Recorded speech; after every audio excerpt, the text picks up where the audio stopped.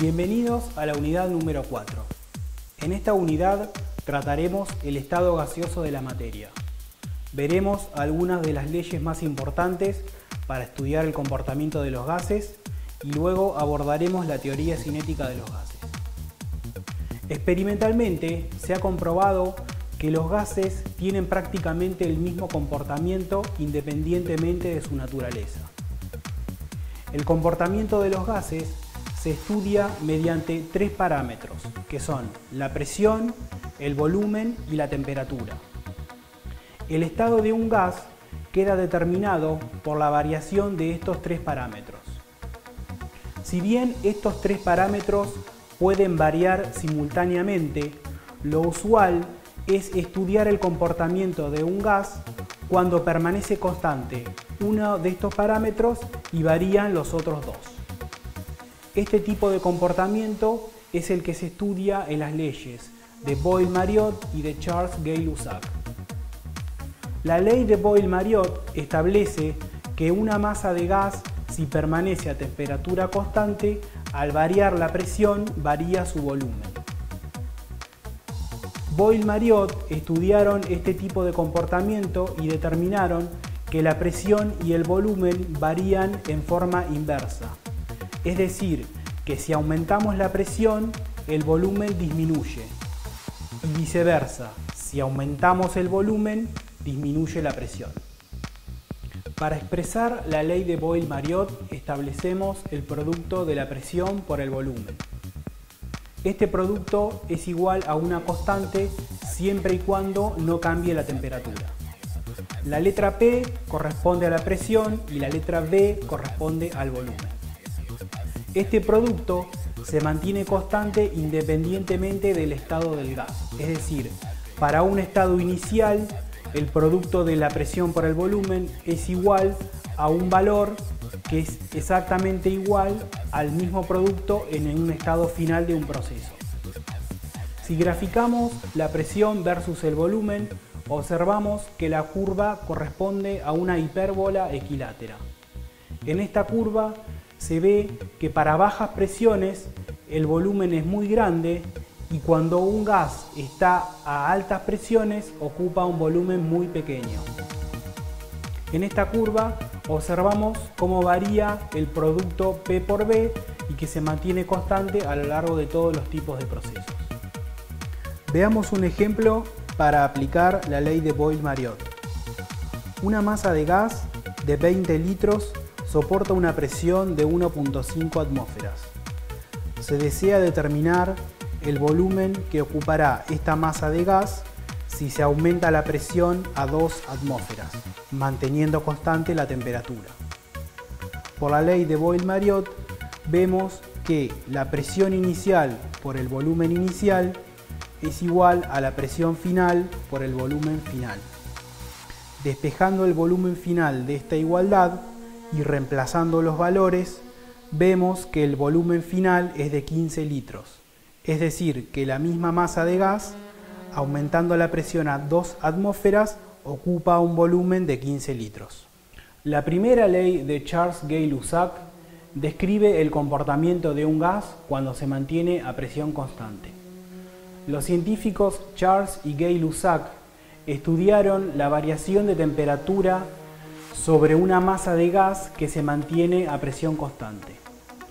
Realizaron experiencias calentando una masa de gas y determinaron que al calentarla a presión constante se produce una dilatación aumentando su volumen.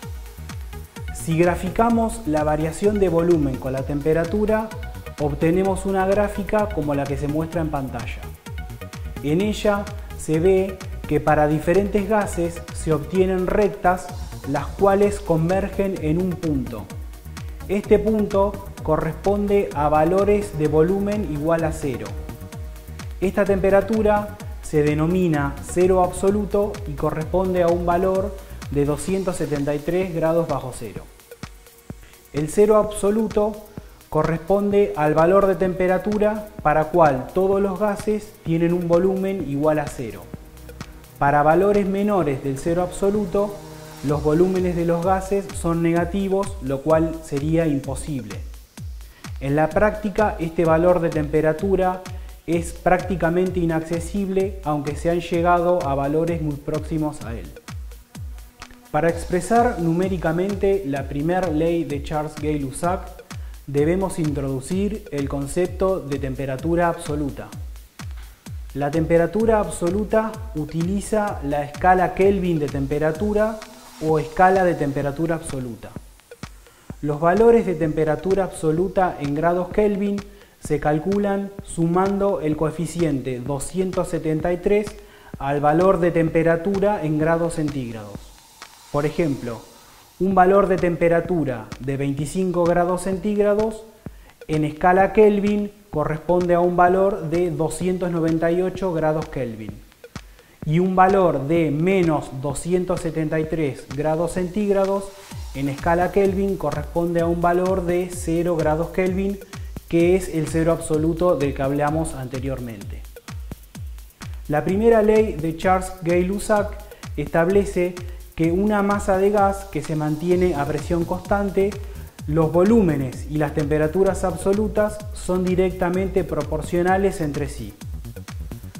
Para aplicar la ley de Charles Gay-Lussac debemos expresar las temperaturas en temperatura absoluta, puesto que si tenemos una masa de gas que duplica su temperatura en grados centígrados, su volumen no se duplicará, dado que debemos aplicar el concepto de temperatura absoluta. Veremos a continuación un ejemplo para aplicar la primera ley de Charles Gay-Lussac. Un gas ocupa un volumen de 25 mililitros medidos a una temperatura de 10 grados centígrados. ¿Qué volumen ocupará a una temperatura de 40 grados centígrados si se mantiene constante la presión? En el estado 1, que es el estado inicial, la temperatura 1 es de 10 grados centígrados y el volumen 1 es de 25 mililitros. En el estado final, que es el estado 2, la temperatura 2 es de 40 grados centígrados y el volumen 2 es la incógnita. Primero pasamos las temperaturas de grados centígrados a grados Kelvin. La temperatura 1 en grados Kelvin es de 283 grados Kelvin y la temperatura 2 es de 313 grados Kelvin. Aplicamos la primera ley de Charles Gay-Lussac y despejamos el volumen final. Reemplazando los valores, vemos que el volumen final es de 27.65 mililitros.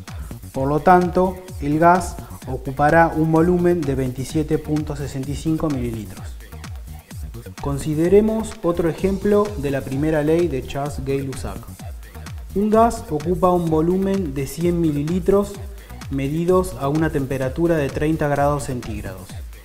Expresar en grados centígrados la temperatura a la que debería ser llevado para que su volumen se reduzca a la mitad manteniendo la presión constante.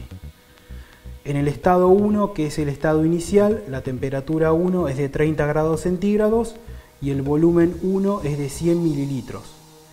En el estado final, que es el estado 2, la temperatura 2 es la incógnita y el volumen 2 es de 50 mililitros. Primero calculamos la temperatura inicial en grados Kelvin, que es de 303 grados Kelvin. Aplicamos la primera ley de Charles Gay-Lussac y despejamos la temperatura final. Reemplazando los valores, vemos que esta temperatura es de 151.5 grados Kelvin. Luego volvemos a pasar esta temperatura a grados centígrados y vemos que es de menos 121.5 grados centígrados. Por lo tanto, la temperatura del gas será de 121.5 grados centígrados bajo cero. La segunda ley de Charles Gay-Lussac describe el comportamiento de un gas cuando el volumen permanece constante.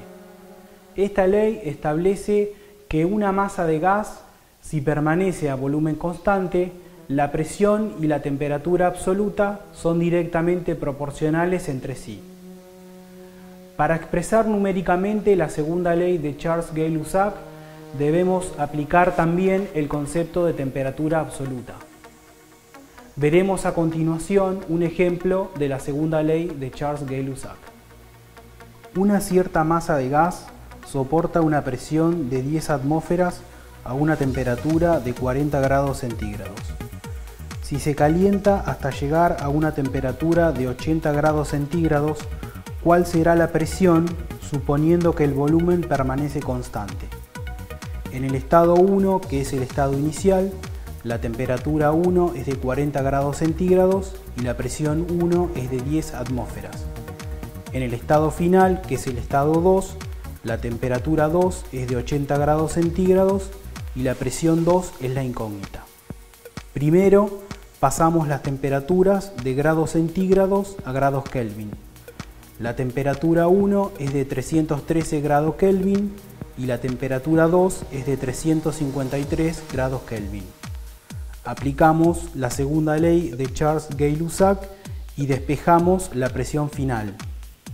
Vemos que esta presión, reemplazando los valores, es de 11.28 atmósferas.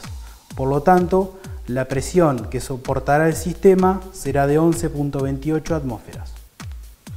Las propiedades de la materia en estado gaseoso se pueden explicar a partir de un grupo de hipótesis que tratan acerca de su estructura, llamada teoría cinética de los gases.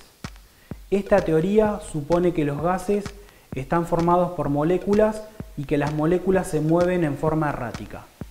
Los principales aspectos de esta teoría los vamos a explicar a continuación. El primer aspecto indica que los gases están formados por moléculas y que estas moléculas tienen un volumen muy pequeño y se encuentran separadas de las otras moléculas por distancias relativamente grandes. Es así que la estructura de los gases es en su mayor parte espacios vacíos. Otro aspecto de esta teoría indica que no hay fuerzas de atracción entre moléculas, es decir, que el movimiento de una molécula es una trayectoria en línea recta y no es alterado por el movimiento de las demás moléculas. Otro aspecto de la teoría indica que las moléculas se encuentran en constante movimiento y que estos movimientos son alterados por choques entre una molécula contra otra molécula o choque entre una molécula contra las paredes del recipiente. Estos choques se producen sin pérdida de energía cinética, es decir, que la energía cinética de la molécula antes y después del choque es la misma. Otro aspecto importante de la teoría indica que la presión es el resultado de los choques entre mismas moléculas y choques entre las moléculas contra las paredes del recipiente. Y finalmente, el último aspecto indica que la energía cinética de las moléculas es diferente, pero la energía cinética promedio total de todas las moléculas es constante y depende de la temperatura absoluta. Es decir, que dos gases cualesquiera tienen la misma energía cinética total si se encuentran a la misma temperatura absoluta.